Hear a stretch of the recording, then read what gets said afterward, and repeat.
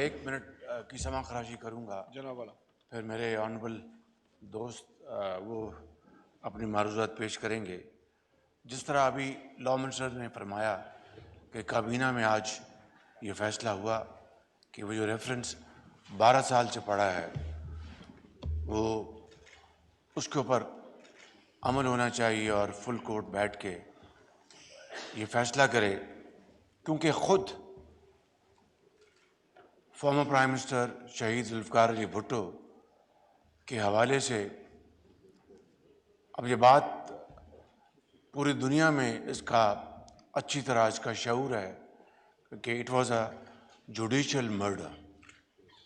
اور اگر میں غلط نہیں تو فیصلہ کرنے والوں میں ایک جج نے بعد میں اپنی یادداشتوں میں اس بات کا اعتراف کیا کہ مرحوم وزیر اعظم ذوالفقار علی بھٹو جو کہ 1973 کے آئین کے بانیوں میں شامل ہوتے ہیں، ان کی حکومت تھی اور 1973 کا آئین مارز وجود میں آیا.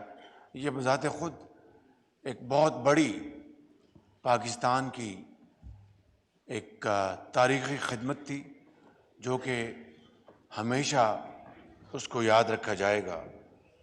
تو میں سمجھتا ہوں کہ اور دیکھیے یہ جناب اسپیکر یہ کیسا تاریخ کا جبر ہے کہ آج 4 اپریل ہے اور فارمر پرائم منسٹر شہید ذوالفقار علی بھٹو کا جوڈیشل مرڈر آج ہی کی تاریخ کو ہوا اور آج 4 اپریل کو الیکشن کے حوالے سے جو پچھلے 72 گھنٹے میں جو کارروائیاں ہوئیں، آج پھر ایک مرتبہ 4 تاریخ کو جناب اسپیکر عدل و انصاف کا قتل ہوا. میں سمجھتا ہوں کہ اس کی جتنی بھی مذمت کی جائے کم ہے. اور میں اپنی بات ختم کرنے سے پہلے میں آپ سے گوش گزار ہوں کہ اگر آپ آنریبل مولانا اسد کو فرمائیں کہ وہ مرحوم ذوالفقار علی بھٹو کے حق میں دعا فرمائیں.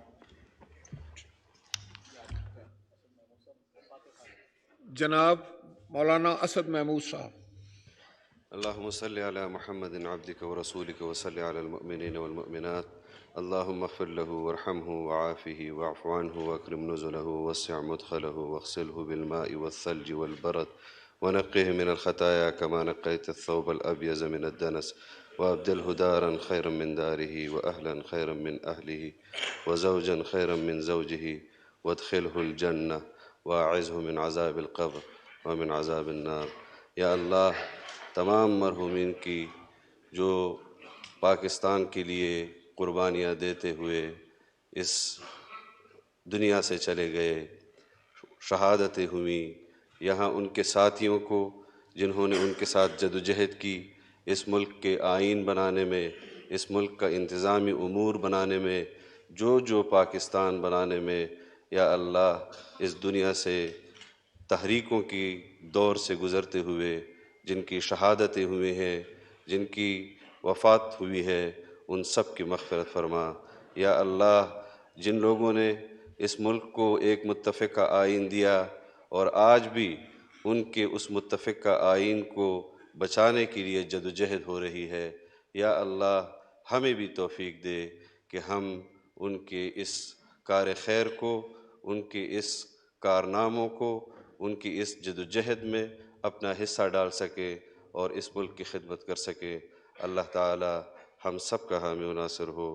اللہ تعالی تمام امت مسلمہ کی مغفرت فرمائے، اور جو لوگ زندہ ہیں ان کو اللہ اسلام کے مطابق اپنی زندگی بسر کرنے کی توفیق عطا فرما، اور ان کا خاتمہ بالایمان فرما. آمین یا رب العالمین. جی لیڈر آف دی اپوزیشن. جناب